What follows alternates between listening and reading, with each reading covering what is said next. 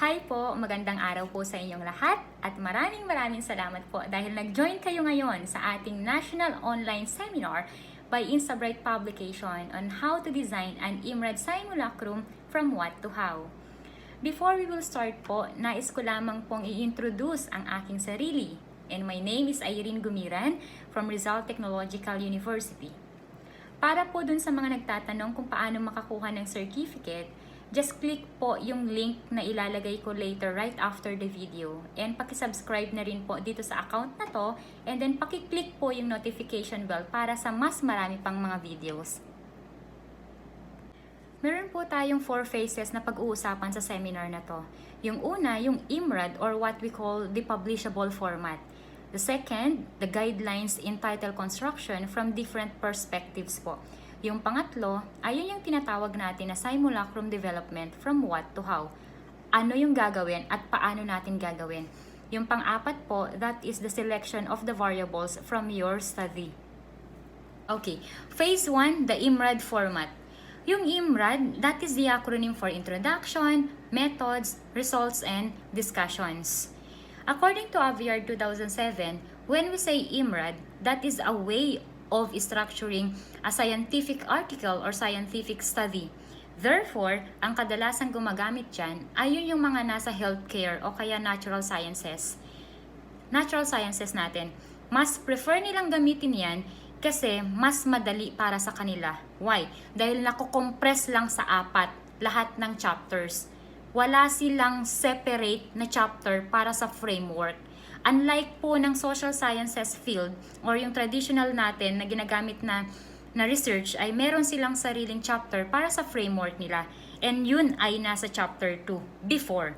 Pero ngayon, wala po sa IMRAD ang separate chapter para dyan. Okay? In addition to IMRAD, kailangan po niyang maging brief and concise. Kailangan paikliin lang siya as much as possible.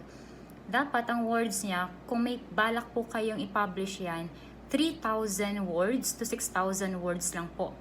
Kung yung mga salitang ginamit ninyo ay hindi po umabot ng 3,000, kailangan nyong mag-add. Dagdagan nyo pa po. Pero kung yung words ninyo ay umabot na ng 6,000 or lagpas na ng 6,000, kailangan nyo po siyang bawasan. Kasi pag hindi yan ma-accept. Abstract pa lang, wala na. Digwak na po siya. Okay, phase 2, guidelines in title construction from different perspectives, whether they are in trends, issues, and problems. We have 3 questions before you start constructing your title. Number 1 question, does the title describe the study? Yes or no? If your answer is no, stop it. Huwag mo nang ituloy, masasaktan ka lang at magsasayang ka lang ng panahon. Pero kung ang sagot mo ay yes, definitely you need to continue it. Why? Because the main context of the study must be answered by the title itself. Second question, does the title has a high demand level? Yes or no? Again, if your answer is no, stop it. If your answer is yes, ituloy mo lang. Dito sa number 2 question na to, dyan mo makikita kung gaano ka-catchy at powerful yung variables mo. Last question, is it academically phrased? Of course, the answer is yes. It must be academically and grammatically correct always when you create or construct your title. Dapat 13 to 15 words lang din. Hindi pwedeng lumagpas ng 15. Pag umabot yan ng 16, 17, 18 words na yung title mo, bawasan mo, iklian mo. Iklian mo. Kaya ang sabi sa IMRAD, it must be concise, be brief and concise always. Okay po, nandito na tayo sa 3rd phase ng ating seminar, which is the simulacrum development from what to how. Paano nga ba natin gagawin ito? Ano nga ba ito at paano natin gagawin? Ang simulacrum, there are 2 words connected on it. Number 1 is the framework, conceptual or theoretical framework, and the other one is the research paradigm, na usually ay nai-interchange sila sa paggamit ng salitang simulacrum. Ang framework, yan yung nagbibigay ng tentative answers based from the main questions ng study mo. Ang paradigm naman, yan yung nagpe-present ng variables mo na may connection sa bawat isa. And lastly, yung simulacrum. Ang simulacrum, yan yung nagsasummarize sa lahat ng variables mo, sa lahat ng hypothesized relationship mo, at sa lahat ng arguments na meron sa study mo. Based po dun sa guidelines ng title construction, dapat alam din po natin kung paano natin i-identify yung behavior ng variables natin. Kung positive ba yung behavior nila or negative yung behavior ng ating variables. Hindi po pwede na alam lang natin kung alin doon sa variables na yon ang independent and dependent. Kailangan din po natin malaman kung positive or negative yung variables natin. Pag sinabi nating positive, mga options po dyan ay yung kung mataas ba ito, kung laging present, kung better ba ito, kung dynamic, lahat po ng pa-positive po para sa variables. Pero pag negative po yung behavior ng variables natin, example po nito ay mababa, hindi maganda, static po, laging absent. Yun po yung mga examples po ng behavior ng variables na meron sa study natin. Once po na alam nyo na kung paano i-identify yung behavior ng variables ninyo, madali na lang po ang makagawa ng simulacrum.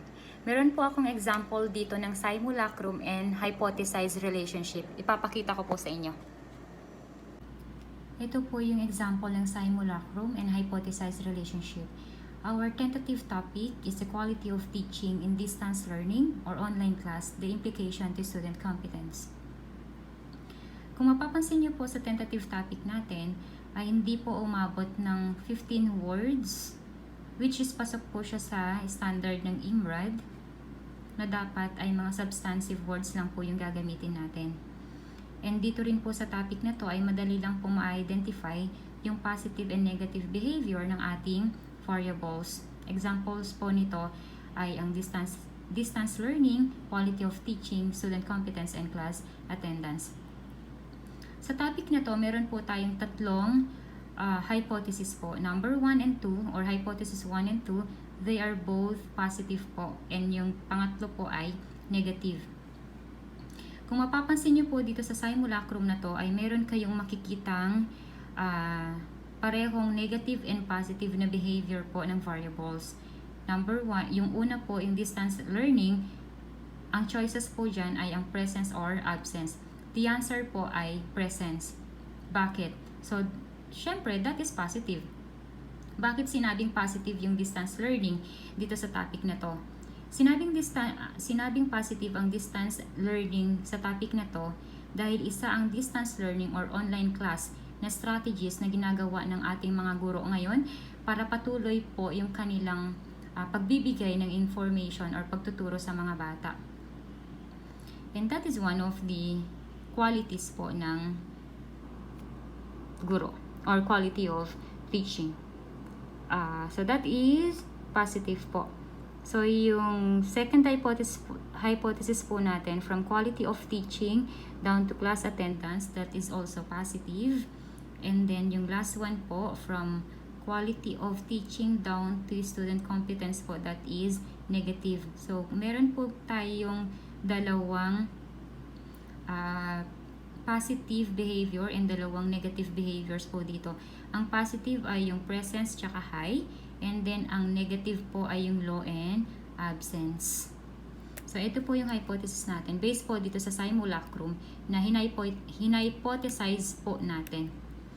Number 1, or the hypothesis number 1, which is positive, the presence of distance learning or online class as a strategy will result to a high quality of teaching. That is positive. For the number 2, the presence of quality of teaching will attract to increase the students' attendance. That is positive as well. For the number 3, or hypothesis number 3, the absence of quality teaching will result to a low competence of the students. Yung number, that is negative. Yung number 2 po, I'm sorry, that must be the presence of quality of teaching will attract to increase the students' attendance, which is positive po. So ito po yung na-hypothesize natin based po dito sa simulacrum na ginawa natin sa tentative topic natin, which is the quality of teaching in distance learning or online class, the implication to student competence. Itong mga behaviors po natin, itong mga behavior ng ating variables, madali lang po natin na-identify. Bakit? Dahil ang topic natin, ang tentative topic natin ay napaka-trending sa panahon ngayon. Mainit siyang pinag-uusapan, lalo na po sa mga state universities o yung public schools po natin. Mainit po na usapin yan, lalo na sa panahon ngayon dahil yung iba gustong ituloy, yung iba naman ay ayaw.